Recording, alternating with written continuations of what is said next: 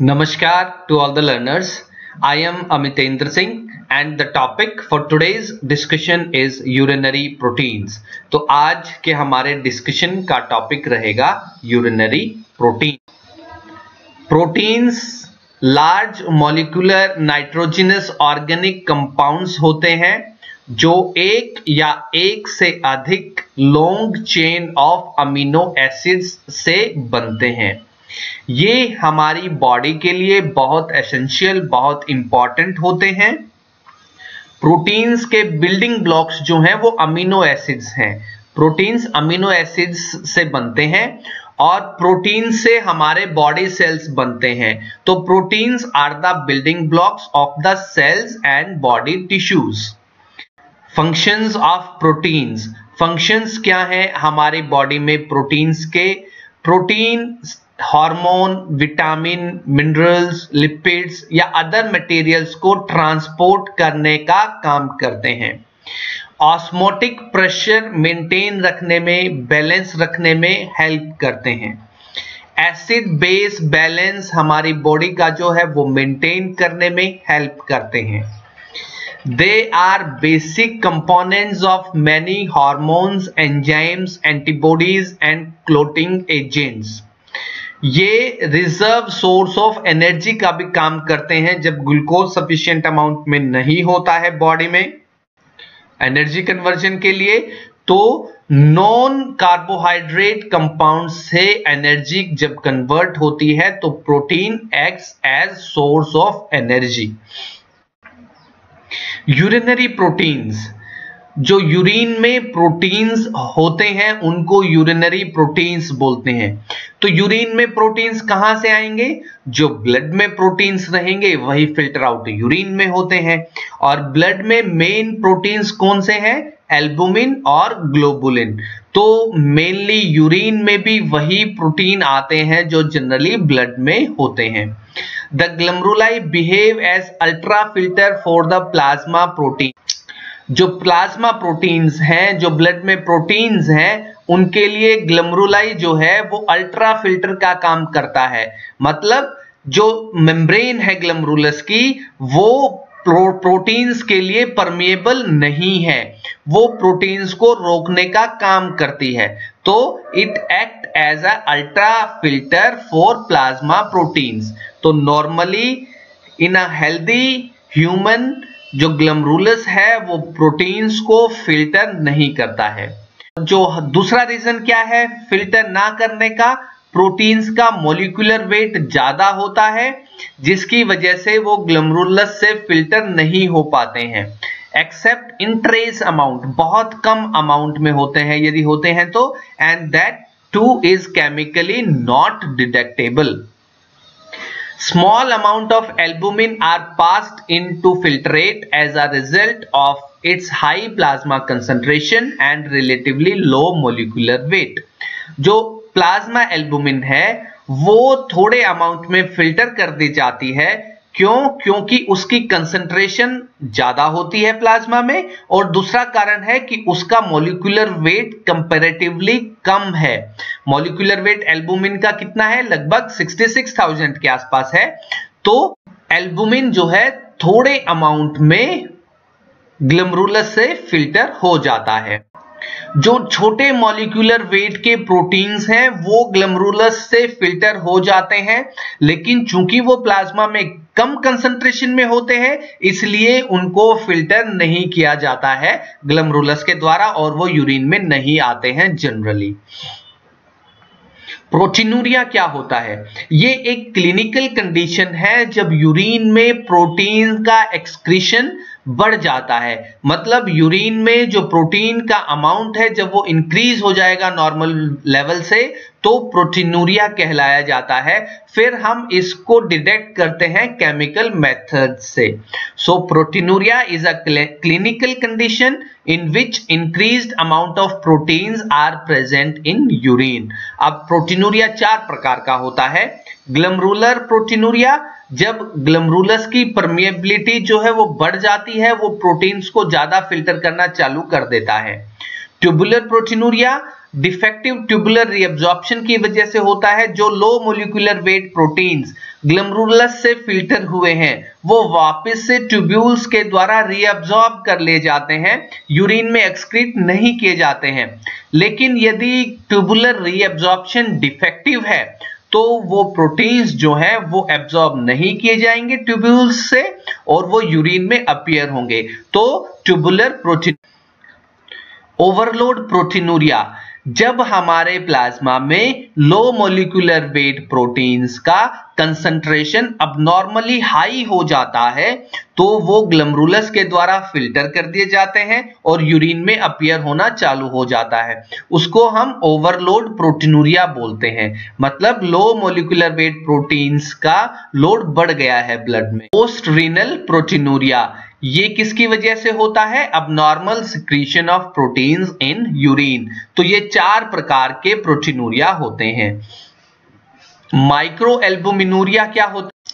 जब हमारी total protein urine में 150 mg पर डे है और उसमें यूरिनरी एल्बुमिन का एक्सक्रीशन बढ़ गया है, इंक्रीज हो गया है, तो हम माइक्रो एल्बुमिनूरिया कहते हैं उस कंडीशन को।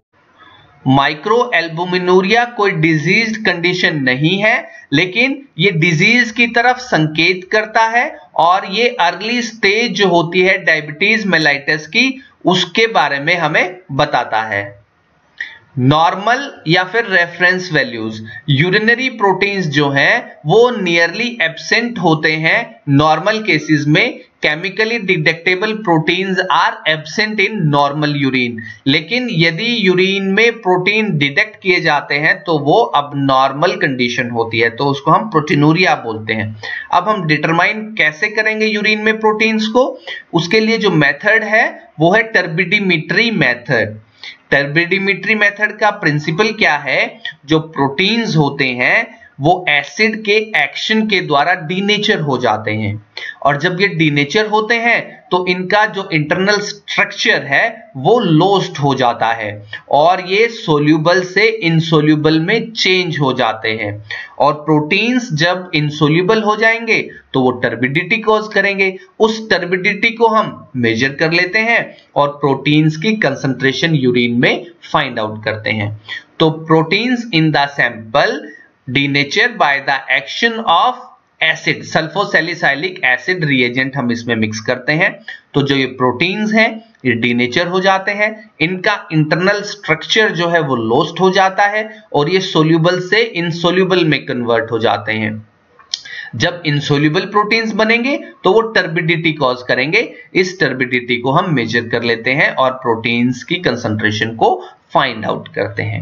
सैंपल क्या लेंगे? Urine collected for 24 hours. 24 घंटे में जितना भी पेशेंट यूरिन एक्सक्रीट करता है वो हम इकट्ठा करेंगे, वॉल्यूम को मेजर करेंगे और जो यूरिनरी बैग होता है उसमें 2-3 क्रिस्टल्स थाइमोल के ऐड कर दिए जाते हैं जो प्रिजर्वेटिव्स का काम करते हैं, सैंपल को प्रिजर्व रखने का काम करते हैं। रिक्वायरमेंट्स क्या है? टेस्ट ट्यूब होनी चाहिए, graduated volumetric pipettes, auto pipettes होनी चाहिए, measuring cylinder, stop watch, photometer, centrifuge. तो ये सारी कॉमन रिक्वायरमेंट्स हैं।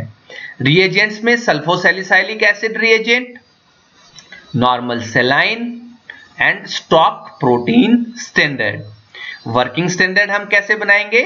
Bye mixing 0.1 ml of the stock standard and 4.9 ml of normal saline।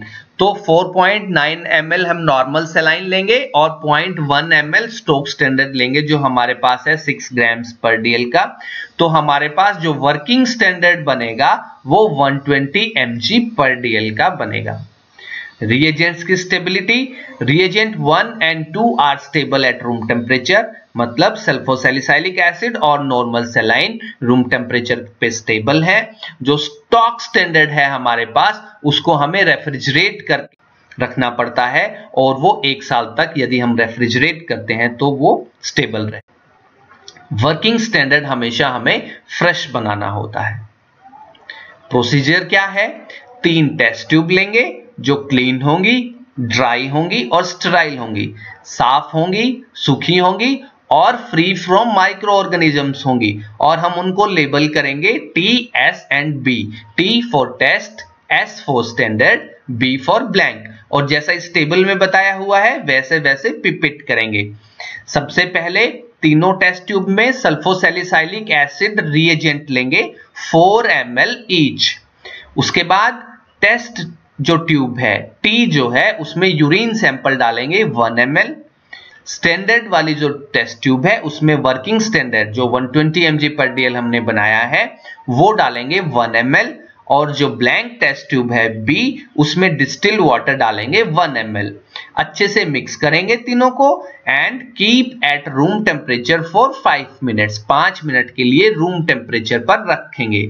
उसके बाद इनकी टर्बिडिटी मेजर करेंगे टी की और एस की against blank at 640 nanometre. 640 nanometre पर टी की और एस की टर्बिडिटी मेजर करेंगे अगेंस्ट ब्लैंक।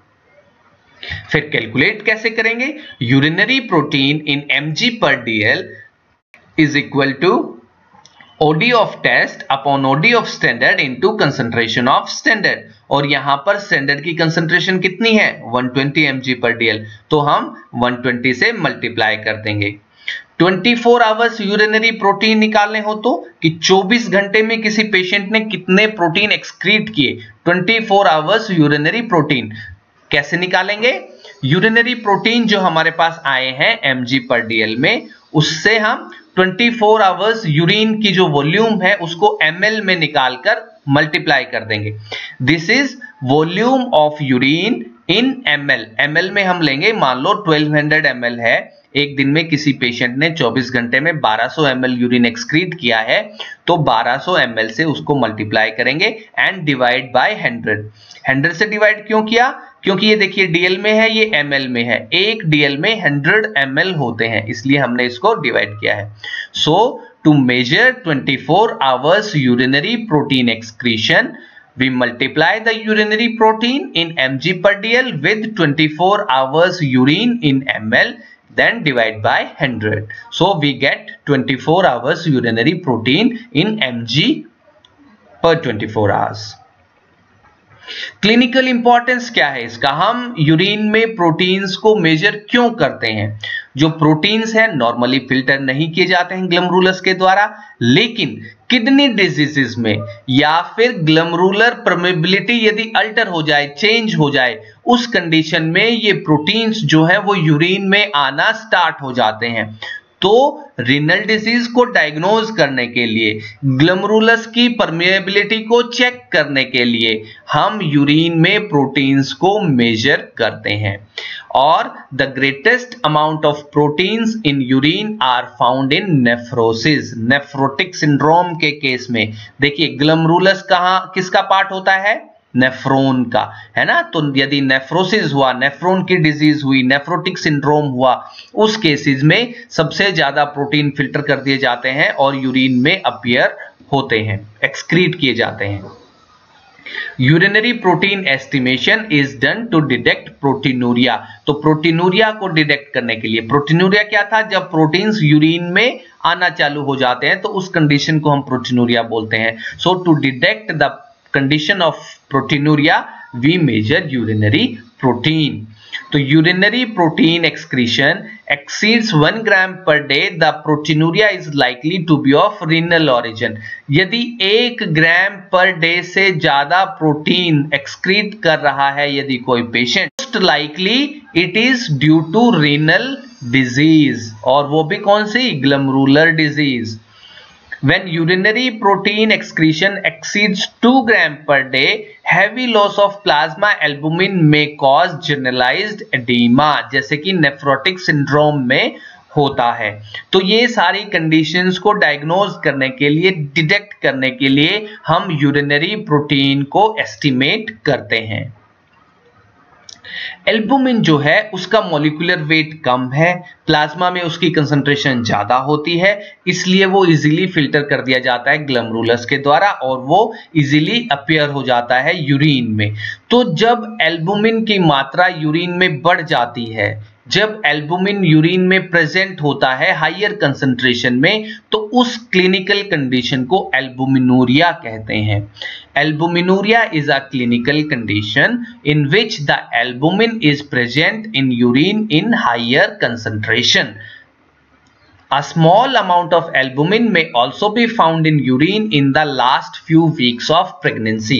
Pregnancy last के ट्राइमेस्टर में, लास्ट के कुछ हफ्तों में एक थोड़ा सा एल्बुमिन का जो अमाउंट है वो यूरिन में अपीयर होता है। The various clinical conditions responsible for albuminuria. एल्बुमिनूरिया के लिए कौन सी क्लिनिकल कंडीशंस रेस्पॉन्सिबल होती हैं? Prerenal, renal and post renal. Pre renal में dehydration, severe diarrhoea, diabetic coma, heart disease होते हैं। रीनल में जितनी भी किडनी से संबंधित डिजीज होती हैं, चाहे वो इन्फ्लेमेटरी हैं, डिजेनरेटिव हैं या डिस्ट्रक्टिव हैं। पोस्ट रीनल कंडीशंस में lesions of renal pelvis, bladder and urethra, जिसकी वजह से यूरिन में प्रोटीन्स बढ़ जाते हैं, वो सारे पोस्ट रीनल कंडीशंस होते हैं। तो इनको भी डायग्नोज करने के लिए, डिटेक्ट करने के लिए हम यूरिनरी प्रोटीन को एस्टिमेट करते हैं।